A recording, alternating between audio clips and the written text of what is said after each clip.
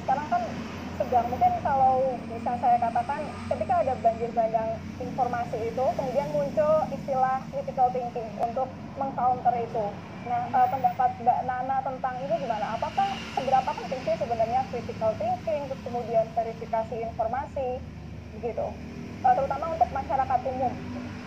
Itu kuncinya, itu kuncinya. Kalau kita tidak mau diperdaya oleh teknologi, kalau kita tidak ingin yang pintar cuma HP kita, tapi kitanya tidak ikut pintar, malah kita dibodohi oleh teknologi pintar yang kita punya. Satu hal yang menjadi sangat krusial adalah kemampuan kita untuk bisa menelisik informasi, berpikir kritis. Dan ini menjadi tantangan semua orang, semua kalangan, semua usia. Dan tidak hanya ada yang bilang, wah yang biasanya kemakan hoax itu yang tingkat pendidikannya rendah, ada yang bilang gitu, oh itu biasanya anak-anak tuh. Tapi faktanya kita lihat sekarang dan hasil penelitian menunjukkan, bahkan yang berpendidikan tinggi sekalipun itu rentan dan kerap kali tidak bisa membedakan mana informasi yang benar dan mana yang tidak. Hasil penelitian terakhir yang dilakukan Kominfo misalnya, 60% orang Indonesia termakan hoax. Hanya 20-30% orang di Indonesia yang bisa membedakan mana informasi yang hoax, mana yang tidak. Ini kan jumlah yang menurut saya mengkhawatirkan ya. Kita sudah masuk pada fase darurat hoax dan darurat literasi digital. Karena sekali lagi kita punya HP-nya, bahkan aku yakin kalau aku tanya siapa yang punya HP lebih dari 2 gitu. Tapi yang angkat tangan juga banyak. Ririn punya HP berapa, Rin? Ya, satu sih. Satu ya? Saya terbatasi jadinya.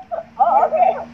Tapi kalau ditanya lain mungkin ada yang punya HP 2 atau banyak sekali. atau minimal punya HP 1, terus kemudian punya tab atau punya laptop juga. Jadi alat teknologinya atau alat komunikasinya itu lebih dari 1. Tapi kerap kali kemudian kita menjadi tidak bisa menggunakan itu dengan maksimal. Orang kan sering bilang kuncinya tuh literasi digital. Tapi banyak juga yang belum paham sepenuhnya apa itu literasi digital.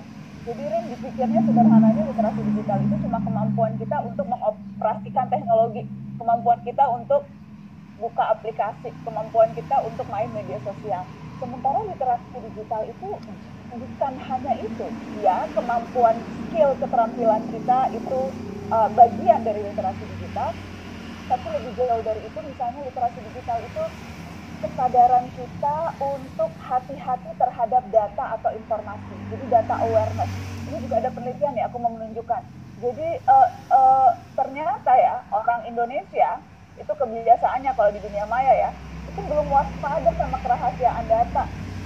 Jadi misalnya naruh informasi pribadinya tuh gampang aja, naruh alamat, naruh nomor telepon bahkan. Ketika misalnya lagi belanja di marketplace, apakah di Shopee, di Tokopedia, di Bukalapak, di Lazada, itu naruh nomor rekeningnya, kemudian juga tidak terlalu hati-hati menghubungkan antara informasi. Kan kita kan kalau daftar itu daftar ikut marketplace misalnya langsung aja gabung sama yang Facebook gitu kan. Jadi biar sekali masuk.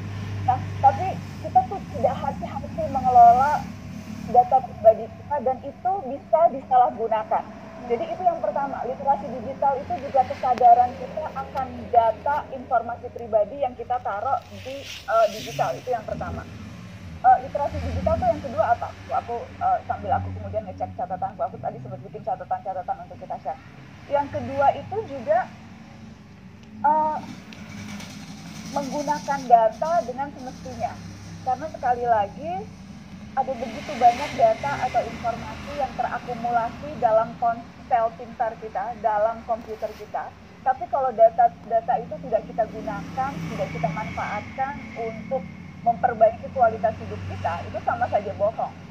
Misalnya nih, kita punya aplikasi di ponsel atau jam tangan yang bisa ngukur detak jantung kita, bisa ngukur berapa langkah kita setiap hari gitu.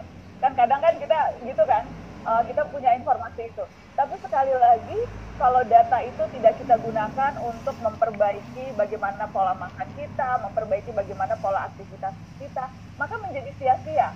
Ada begitu banyak data yang kita kumpulkan, tapi sekali lagi kalau data itu tidak kita kelola, apa gunanya? Menjadi percuma gitu. Jadi yang nomor 2 tuh itu.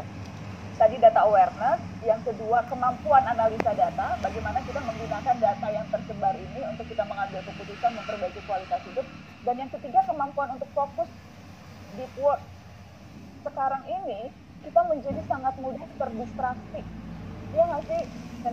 Notifikasi yang kerap kali muncul di ponsel kita membuat kita nggak bisa konsen kalau kerja. Lagi mau kerja ini tiba-tiba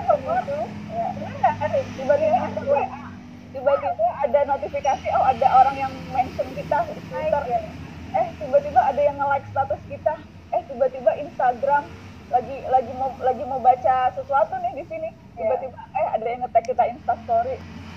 Hidup kita terdistraksi oleh notifikasi, jadinya konten ya, dan lagi-lagi akhirnya kita terperdaya oleh ini yang mempermudah kita, bukan kita yang menggunakan ini untuk meningkatkan kemampuan kita dalam berbagai bidang. Jadi itu juga masuk literasi digital. Bagaimana kita bisa fokus, bagaimana kita bisa mengelola konsentrasi, sehingga sekali lagi bukan kita yang diperdaya, tapi kita memperdayakan diri lewat teknologi. Itu, Rin. Nah, itu menarik, Kak. Soalnya tadi Mbak Najwa sempat bilang kalau ini sudah masuk ke darurat hoax, kemudian darurat literasi digital. Nah, bisa sudah darurat, Kak. Apakah kita kecolongan atau kita belum tahu nih apa step awalnya? Kan tadi juga misalkan nyambung ke literasi digital nih Mbak Najwa. Literasi digital itu kan next, mungkin kalau menurut saya itu next step setelah literasi baca tulis ya. Nah, apakah benar seperti itu atau bagaimana Mbak Najwa? Masalahnya sekarang dua-duanya sudah kita hadapi, Rin. Sehari-hari sekarang kita bergaulnya di sini, ya nggak sih? Benar. Kalau aku tanya lebih banyak sekarang menghabiskan waktu membaca buku fisik atau bukan baca buku, kalau di sini aku yakin baca status orang atau baca Instagram gitu. Pasti lebih banyak menjawabnya, aduh Kak, udah nggak sempet pegang buku fisik, sempetnya itu hanya baca di sini. Mending kalau baca di sininya cuma main medsos lagi. Jadi sekali lagi kita sudah tidak ada waktu. Kenapa aku bilang darurat? Karena kita belum selesai nih di urusan literasi fisik baca tulisnya. Tapi kita sudah mau tidak mau dihadapkan pada situasi di mana semua orang berinteraksinya di dunia maya, di dunia digital, dan skill yang kita butuhkan untuk bisa piawai menavigasi berbagai hal yang kita temui di dunia digital itu skillnya berbeda dengan skill literasi baca tulis, Rin. Dan ada banyak penelitian yang menunjukkan itu, ada banyak hasil studi yang menunjukkan bagaimana kemampuan kita membaca di gawai itu berbeda dengan kemampuan kita membaca di buku fisik. Kalau aku pribadi, aku membaca dua-duanya. Ada saat-saat di mana aku membacanya buku fisik, tapi kemudian karena praktis, karena lewat iPad atau lewat sini ada ribuan buku ada di sini sehingga lebih memudahkan dan sebagainya. Jadi aku juga baca di sini. Tapi sesungguhnya hasil studi misalnya menunjukkan kita yang terbiasa membaca buku linear, kalau baca buku fisik itu kan bacanya linear. Sesungguhnya kemampuan kita untuk bisa menangkap informasi, teman-teman, itu lebih baik dibandingkan kalau kita membaca di digital atau di gawai. Kalau kita membaca di sini, kemampuan kita untuk mengingat kata-kata kunci itu biasanya lebih nempel. Kalau kita bacanya di gawai, itu kebiasaan kita membacanya scanning. Jadi kita hanya melihat poin-poin yang penting. Dan kerap kali poin-poin yang kita anggap penting, dan kerap kali kita melewatkan informasi-informasi yang sebetulnya juga krusial. Dan sekali lagi kalau baca di sini, kerap kali kita terdistraksi oleh notifikasi seperti yang tadi aku bilang. Kerap kali hasil penelitian juga menunjukkan kita kalau ditanya ulang apa informasi yang kita dapatkan, orang yang membacanya lewat buku fisik akan lebih mudah menceritakan ulang dibandingkan dengan mereka yang membaca di gawai. Jadi ya, masing-masing ada kekurangan dan ada kelebihannya, karenanya butuh different skill, butuh keterampilan yang berbeda kalau kita mau memanfaatkan atau mengambil yang terbaik dari dua medium ini. Begitu, Rin. Oke. Nah, kalau dari tips Mbak Najwa ini, misalnya kalau anak-anak itu kan bisa kita bentuk dari orang tuanya, dari parentingnya. Tapi karena kembali tadi, karena ini sudah darurat dan kemungkinan ada yang sudah terbiasa membaca literasi di Twitter misalkan, dalam tanda kutip literasi di Twitter, literasi caption Instagram kayak gitu. Bagaimana nih Mbak buat ayolah sedikit kita menyicil membaca buku, kemudian menyicil membaca tulisan-tulisan panjang, karena buku itu bukannya memang yang paling spesial dari buku adalah dalamnya itu, kedalamannya begitu. Ya. Saya selalu percaya mengembangkan minat baca itu dimulai memang dari konteks keluarga. Jangan menyuruh tapi mencontohkan. Teladan terbaik itu selalu bisa dimulai dari keluarga, dari orang tua yang mencontohkan. Itu yang pertama. Jadi kalau misalnya di rumahnya anak tidak mendapat contoh melihat orang tuanya lebih banyak menghabiskan waktu dengan HP atau lebih banyak menonton televisi, lebih banyak bermain dengan gadget begitu ya, dibandingkan dengan membaca buku.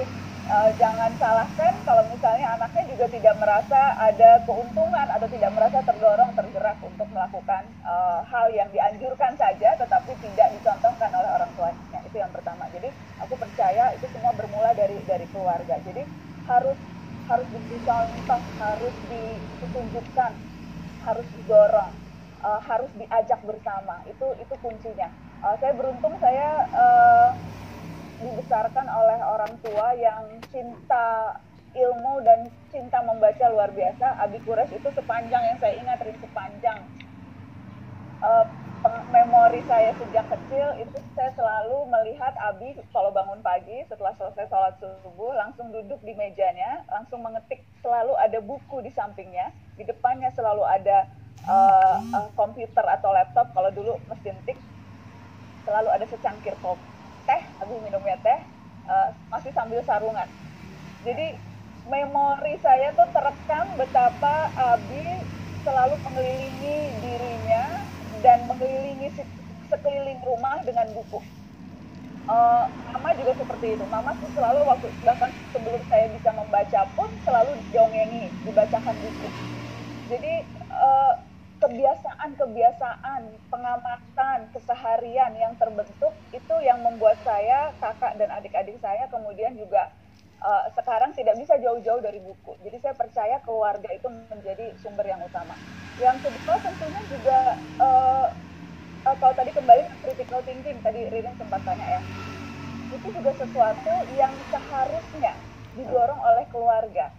Sayangnya sekarang justru anak yang suka tanya, anak yang kemudian berdebat begitu ya, atau anak yang kemudian kalau diberitahu suka sambil kenapa, alasannya apa, kenapa nggak boleh gini gitu, atau meminta alternatif. Kerap kali anak-anak itu justru dituduhnya nggak sopan. Kalau kita banyak nanya dibilangnya cerewet, kalau anaknya mempertanyakan sesuatu dibilangnya berisik gitu. Jadi bagaimana kemudian kita mau menumbuhkan anak yang punya rasa ingin tahu, anak yang punya daya kritis, anak yang tidak menelan mentah-mentah setiap informasi yang didapat, kalau lingkungan keluarganya dan juga lingkungan sekolah tidak mendorong dia untuk merasa merdeka berpikir dan bertanya. Dan ini juga menurut saya tantangan kita, karena sejak dulu pendidikan kita tidak mendorong anak-anak yang punya kemampuan untuk berpikir dan mengembangkan analisanya dengan kritis.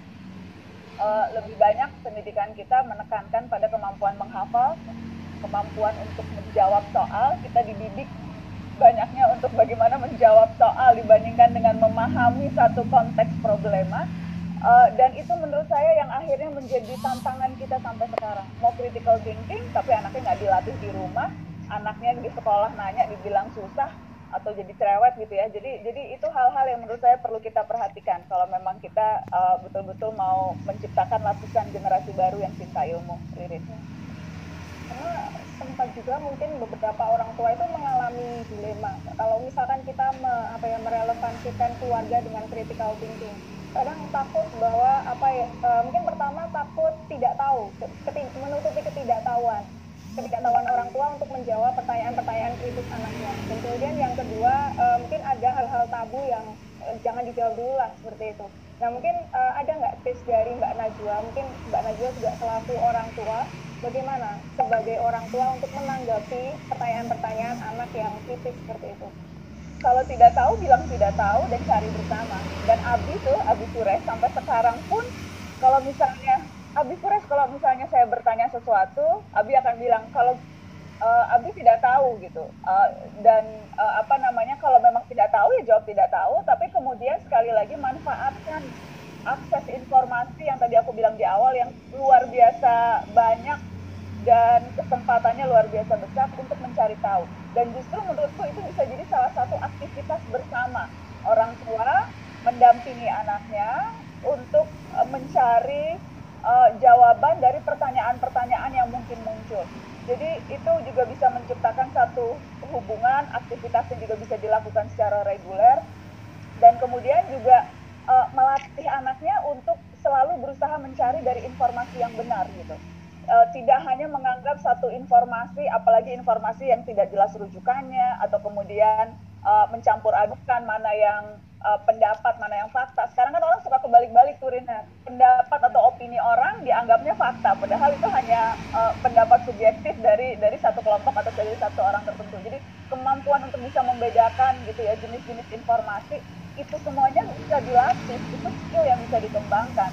Dan orang tua bisa membantu mendampingi anaknya untuk mendapatkan informasi-informasi itu. Jadi kalau ditanya yang sesuatu yang nggak tahu, mari kita cari di internet.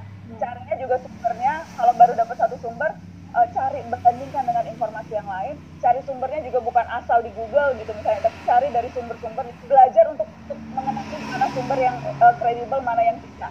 Carinya di situs yang jelas gitu, atau carinya dari sumber artikel ilmiah, bukan dari blogspot gitu yang kemudian orang suka semaunya tuh nulis sesuatu tanpa latar belakang atau kajian ilmiah. Jadi sekali lagi bisa diusahakan dan orang tua bisa melakukan itu sebagai bagian dengan aktivitas berinteraksi dengan anaknya. Oke. Nah, ya itu ya saya jadi tertutup bahwa ketika tidak tahu memang lebih baik kita bilang tidak tahu. Bahwa itu nanti yang akan membuka ya Mbak, bahwa membuka informasi, keterbukaan terhadap informasi seperti itu. Dan menurutku itu memang ciri orang kritis tuh gitu, Rit. Ciri orang kritis itu selalu mau tahu, lawannya sok tahu. Jadi kalau ada orang yang sok tahu, itu kemungkinan besar dia nggak kritis. Tapi kalau dia mau cari tahu, itu adalah ciri-ciri orang yang punya critical thinking. Nah itu Bapak Ibu silakan dicatat dan ditransfer ke siswa-siswanya dan mungkin teman-temannya. Nah ini, karena tadi kita